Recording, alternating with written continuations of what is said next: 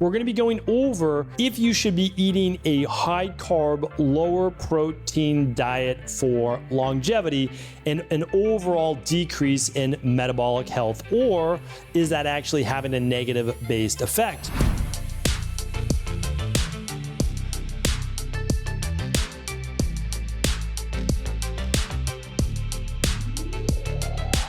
Welcome back to the show. We're here today. It is our longevity-based show, our high-performance health show of the week. As many of you know, and I know our high-performance health group knows, the blue zones have become more popular than ever. The notions of living past 100, we know from looking at the old school, right? The old school knowledge of this is what they did in Costa Rica, in Okinawa, and in Greece, and in Italy, and of course there are certain populations in those areas, right? In Sardinia and Icaria, Greece, etc., and even in Loma Linda, California. And so those groups we know they have 3 times the amount of centenarians than the average Western-based population. So, like, what are they doing? But then on the other side, we have all the longevity-based clinicians that are in the lab saying how to improve mitochondria, how do we reduce mTOR and increase AMPK. How do we get rid of all the, or at least some of the senescent cells, the zombie cells that I've spoken about before? So we basically have 2 camps, both looking to do the same thing. And what if we were to combine them? Like, that's always how I look at it. I look at everything from an integrative approach. I learned this key phrase many, many years ago, and it's not if or, but it's and, right? So it's like the blue zones and all of this new health-based tech and all the things that we can use safely to extend lifespan. So it's not like blue zones or cutting-edge science, right? It's blue zones, Power 9, all of those things, and that's what I look at the cutting-edge science. The reason is, and to be fair, a lot of the blue zones, people are reaching 100, like well over 100, but the thing is, I don't necessarily know that they have the same vitality that they would of someone that's 70 years old, 60 years old. So it's my belief, and especially again, what we teach inside of high performance health. And if you have no idea what I'm talking about, just go to highperformancehealth.org. You'll see what we're doing over there. We're actually creating the protocols. We're using the science. We have something called the top 10 mortality tests or vitality tests that you need to pass on a yearly basis, like all of these different things. And then we know that we can use the best of the lab testing, the best of the protocols with also the ancient wisdom too. And I think that that's absolutely the way to be, so that when you get to 100, our goal inside of HPH is to make 100 the new 80, and 80 the new 60, and 60 the new 40. I believe that we've made 60 the new 40. Like, I absolutely believe that if you look at active, healthy 60-year-olds now, it might be like 40-year-olds of a generation or two before. Like, I absolutely believe that. There's no way when I look back, let's say 30 years, 40 years, that generation is active like a lot of the 40-year-olds, now, or the 60-year-olds, of course, coming. And the same will be for the 80-year-olds. And that's because, these 60-year-olds will become 80-year-olds, and they will have stayed young and vital and vibrant and all of those things. Well, guess what? If you continue that going, we will, and it's believed in the next 10 to 15 years, 20 years maximum, be able to reset the biological clock by about 20 to 30%. So I've talked about that before in the show. What I want to get into today, though, is this study that I wanted to share with you. And it's called, let's go into it. It's called Low Protein, High Carbohydrate Diet Induces AMPK Dependent Canonical, apologies for mispronunciation there, thermogenesis in subcutaneous adipose tissue. Now, what does this mean? Low protein, high carbohydrate. This is what a lot of the blue zones followed. Not a lot. All the blue zones followed a lower protein, higher carbohydrate. Now, it doesn't mean no protein. All of a sudden, people want to jump to that and say, oh, well, they didn't eat any protein. No, they still ate enough protein. They still ate about the general recommendation of about 0.8 grams per kilogram of body weight, right? Like, that's about what they ate. Or if you just want to make it even simpler, you basically say, what's half your body weight? and it's a little bit less than that, like in pounds. So like, oh, you weigh 160 pounds. Okay, half your body weight is 80, whereas 0.8 per kilogram would be closer to 65. And so, it is lower than that, but it was still plenty of protein. Now, again, if you're someone that's active and you're weightlifting 3 to 4 times a week, I understand the rebuttal. I get it. I'm talking about general population. The majority of the population doesn't exercise. They don't weight train. They don't do all of these things. So there are special segments of the population, and of course, you should eat a little bit more protein. I eat a little bit more protein, but I am active 5 days a week. And so there's a little bit different, and I get it, but you still don't want to go above and beyond because of what the science says right here. So now let me share that with you. And by the way, if you want the Blue Zones breakdown, it's about 65% carbohydrates, 15% protein, and that would leave about 20% for fat. Some of them go up to 25, 30% maximum fat, 10 to 15% is always the max for protein, and then anywhere from 60 to 80%, believe it or not, in terms of carbohydrates. Now, again, I'm not saying that's the right thing for you. And whenever I say this, people say, well, that you would just get type 2 diabetes. Okay, that's not what happens. It's what happens in a Western-based diet when you eat processed food with hydrogenated oils and sugar. But actual complex carbohydrates from real food are not going to cause that. But also, there's another caveat. People in Blue Zone-based diets, and these longevity diets, are hypocaloric. That means they're eating 10 to 20% less of the calories per day that they would need in order to meet their caloric demands. It's not like they eat nothing. On average, they eat 17 to 1800 calories a day. So it's not nothing. But when you look at that, I could go on and on about this, but I'm not going to. I'm going to keep it at this because I want to share with you the science here today. What happens is they're not dramatically low. Let's say that their caloric needs were 1900 and they're eating 1800 or 1750. So it's not dramatic. And sometimes there will be a larger meal once a week on the weekend. And I've always said that before, a refeeding meal seems to be really good for the body as well. All right, let me get to the science as to why I would even bring this up in the first place.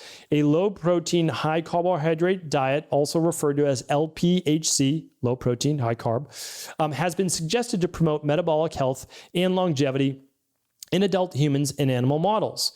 However, the complex molecular underpinnings of the low protein, high carb diet leads to metabolic benefits remained elusive. So this is what solved it, this study. So through a multi-layered approach, here we observed that the LPHC diet promotes an energy dissipating response consisting in the parallel recruitment of canonical and non-canonical muscular, basically just muscular, I never say that word, so apologies for the mispronunciation, thermogenic systems in subcutaneous white adipose tissue, also referred to as SWAT, basically subcutaneous white adipose tissue. In particular, let me get to the good stuff. So what happened? Here's the thing. It's all medical terminology. Here's how they end, and I will share with you exactly what it all means. We observed that the mitochondrial reactive oxygen species are the upstream molecules controlling AMPK-mediated metabolic rewiring in amino acid-restricted beige adipocytes. Our findings delineate a novel metabolic phenotype of responses to amino acid shortage, which recapitulates some of the benefits of cool temperature in SWAT. In conclusion, the highlights of LPHC diet as a valuable and practical strategy to prevent metabolic diseases through the enhancement of mitochondrial oxidative metabolism and the recruitment of different energy dissipating routes in beige adipocytes. Okay. What does all that mean? It means that when you're on a lower protein, high carb diet, and I'm assuming it's going to be just to meet your metabolic caloric demand, so nothing more, not gaining weight or potentially losing a little bit of weight, what happens is it actually begins then to work on what we've talked about before, is rebalancing mTOR, which is anabolism, putting on muscle, putting on weight, and AMPK, which is AMP kinase. That's the opposite. That's more the autophagy-based phase of more of a catabolic structure.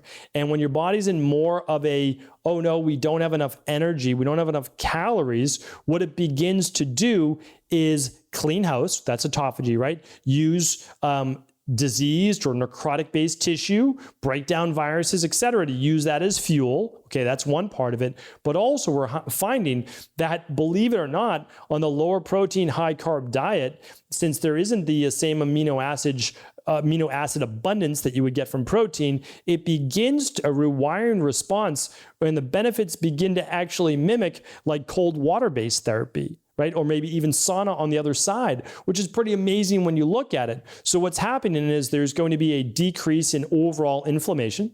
There's going to be a decrease in oxidative stress. The weak mitochondria die off. The stronger mitochondria, as well as new mitochondria, get rebuilt.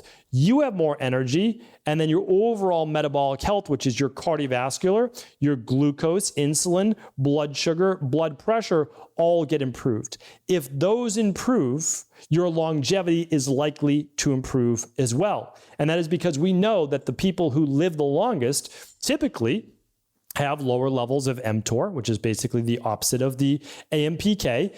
They have balanced levels of epigenetic changes in the body, inflammation, oxidative stress, senescent cells, etc. So this was a pretty interesting study. I'm not now saying that you should all of a sudden go on a low protein, high carb diet, but the reason why I do these shows isn't because I want to say that there is not benefit in protein. Of course there's benefit in protein, and I recommend protein. And the more active you are, the more protein you need to eat. But what happens is, in our Western-based mindset, people fall in love with diets as if they're a religion. Again, keep your religion, but your diet's not a religion. Like you should keep a very open mind to what your nutrition is, and also what's beneficial at what stage in your life. So if you're an athlete or you're training really hard, you'll need a little bit more protein, but just keep in mind, the higher you keep those mTOR levels, the longer throughout the day you're not using, if you're not doing any intermittent fasting, sure, you're going to continue to build your body up in terms of body transformation, but I would tell you this: there is not a direct correlation with what your body looks like on the outside and the length of life that you live. I would actually say that there's an inverse ratio. The more muscle you keep on your body, the more likely it is that you're not making it to 100 years old. And again, I'm not saying that everybody needs to then become super thin and frail and all of these things. I'm not saying that. What I'm saying is that there is a happy medium, right? There is somewhere in the middle where you can keep yourself in great shape, whatever shape that is for you, not go overboard on this side with a lot of the anabolic hormones that are being promoted right now, a lot of the insulin inducers to be able to increase protein synthesis, etc. And then there's the other side. And I know that it's very tempting in your 20s and 30s and maybe even 40s. And now we're using, again, much more hormone replacement people are doing now into their 50s, 60s and beyond. But just keep in mind, understand, what are you optimizing for? That's something we ask inside of High Performance Health all the time. If you are optimizing for body transformation, I completely get it. And a higher protein diet and a lower carb protein diet, a lower carb diet will get you there. And so will using testosterone replacement therapy or anabolic hormones or whatever it might be. But the greater those increase, the more there is, the more mTOR there is.